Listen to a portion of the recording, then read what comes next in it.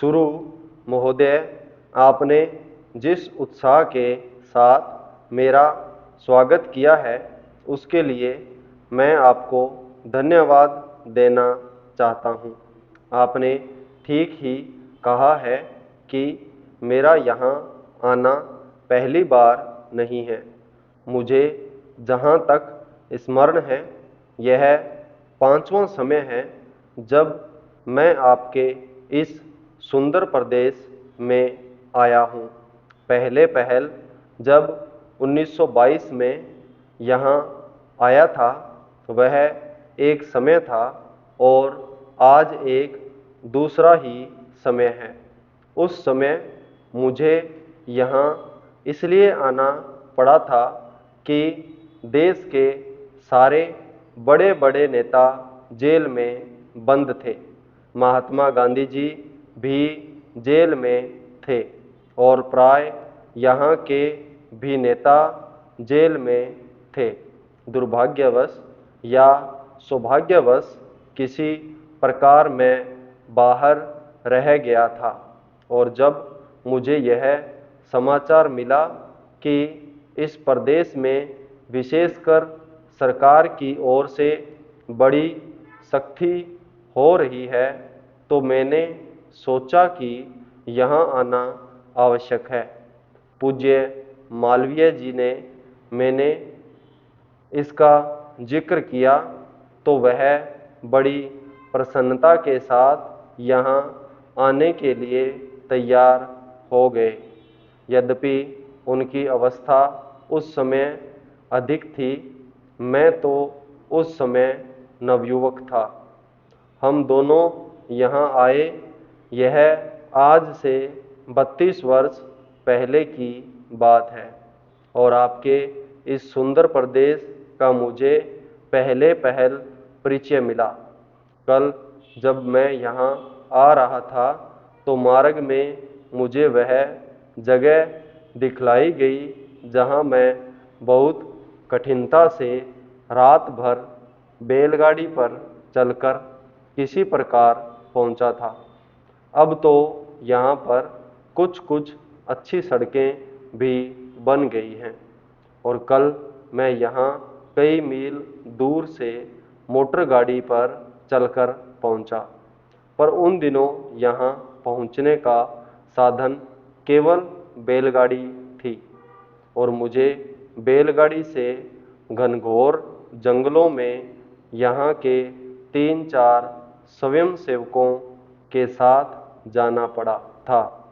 जब मैं उन दिनों की तुलना आज से करता हूँ तो मालूम होता है कि इन कुछ वर्षों में कितना अंतर पड़ गया है। जो काम महात्मा गांधी जी ने स्वराज्य का, देश को स्वतंत्र करने का आरंभ किया था, वह काम देश के सौभाग्य, महात्मा गांधी की तपस्या और सब लोगों के परिश्रम तथा त्याग से सफल हुआ। 5-6 वर्ष बीत चुके जब से हम स्वतंत्र होकर पूरे दायित्व के साथ अपने देश का शासन चला रहे हैं।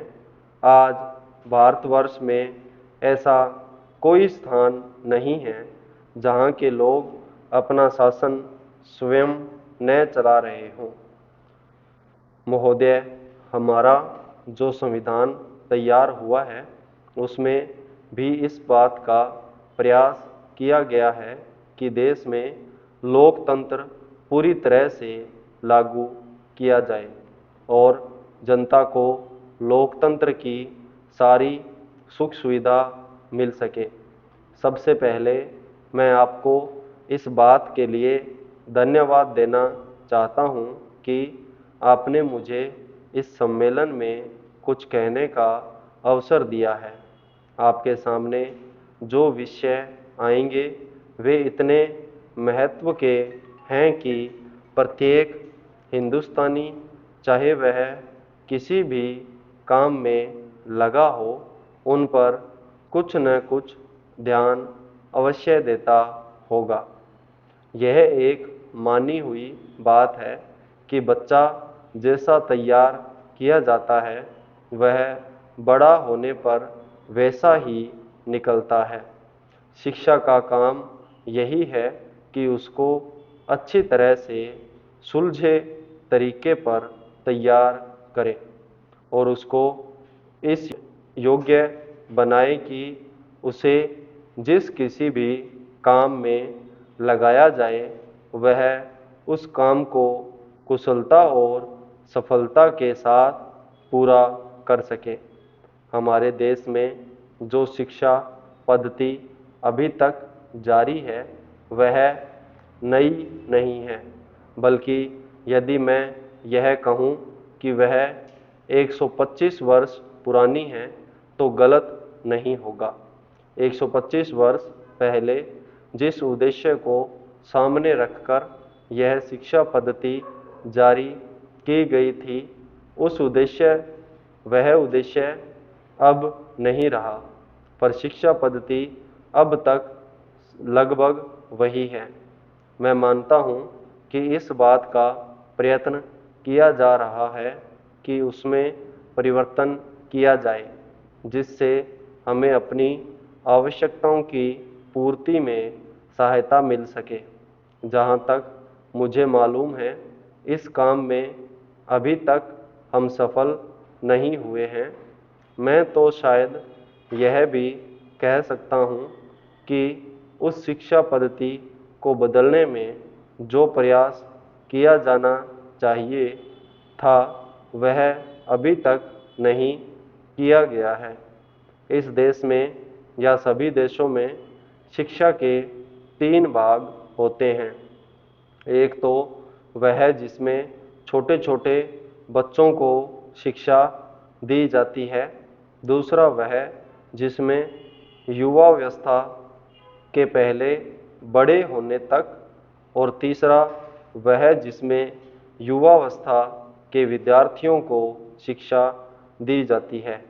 इन तीनों भागों की शिक्षा पद्धतियाँ अलग अलग हैं, परंतु वे एक दूसरे से मिलती जुलती होती हैं और एक से दूसरे में जाने में कोई कठिनाई नहीं होनी चाहिए। इसलिए यदि हम अपने देश की शिक्षा में सुधार चाहते हैं तो सबसे अधिक आवश्यक यह है कि सर्वप्रथम प्राथमिक शिक्षा में, उसके बाद माध्यमिक शिक्षा और फिर विश्वविद्यालय शिक्षा में सुधार किया जाना चाहिए। संपूर्ण विराम।